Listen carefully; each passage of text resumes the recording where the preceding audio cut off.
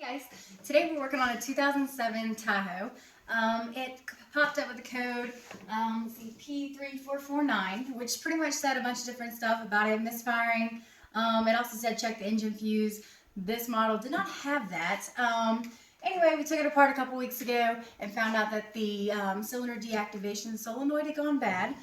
This is the piece right here that you have to get to replace it. For the 7-cylinder, which is the one that popped up, it was this back one, which controls that. And this one's running, the continuity of it is running at like 6, while the rest are running at like 12 and 13. So clearly that's the one that went bad. So anyway, you can get this part either from the dealer, you can pay $320, or you can go to partsgeek.com and pay $200. So much better to get it offline, and that's what we did. So we just had to wait to get that back. So this is super easy process. Doesn't take too long. An hour at the most. Anyway, so to do this, of course, we have to remove the intake. So from there, we have to remove the alternator, disconnect the battery, which is actually your first step. So remove the alternator, remove the wiring harness, disconnect all cool packs, and disconnect the injectors and fuel rail, which will then give us the intake clear. We'll get it out, no problem. And this bad boy is right underneath it, and it sits about like this. So anyway, we're going to get started today and see how it goes. Alright, so we've already removed the intake runner. That's out of the way. To remove the alternator is super simple. You need a 10mm, which removes this from right back here. And the 15 to remove these two. Unplug that. And we're probably going to need to pry it up because, yeah, that happens and that sucks. Anyway, probably need this just to pry it up. Just to help. So anyway, 10mm, we'll get these off. Kind of long.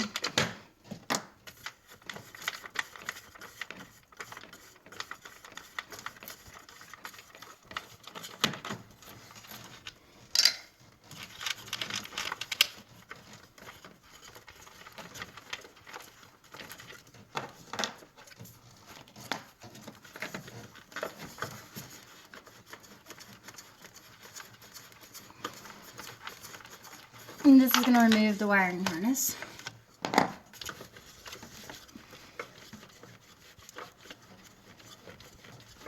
Try not to drop anything else. It's a pain in the butt trying to get all these.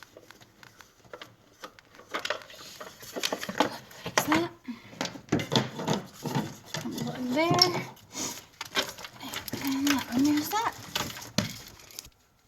Alright, so you're going to remove all these gray pieces off of these, and then pull this out of the injector. And then from there, you're going to do that 8 times, and then full rail should just pull right out. No problem. Alright, so now we're going to loosen up the 10 intake bolts, and then once we have all of these removed, we should be able to just simply take it right out.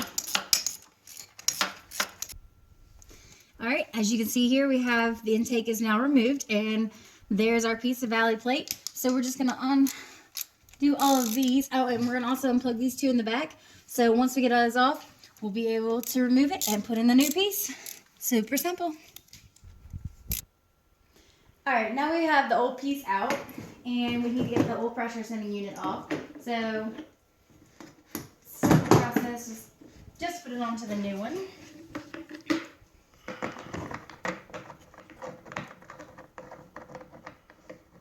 Sometimes I have issues getting it, so what can I say?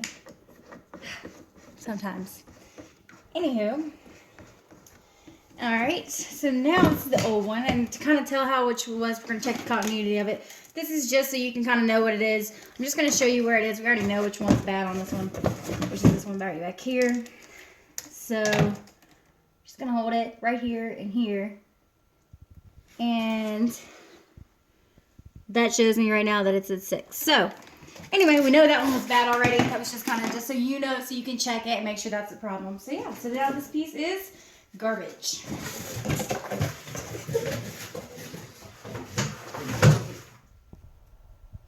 Alright, now you can see the new piece is in and it is ready to go. Now it's just a matter of putting everything back together. Super easy process. You took it off, you can put it back on.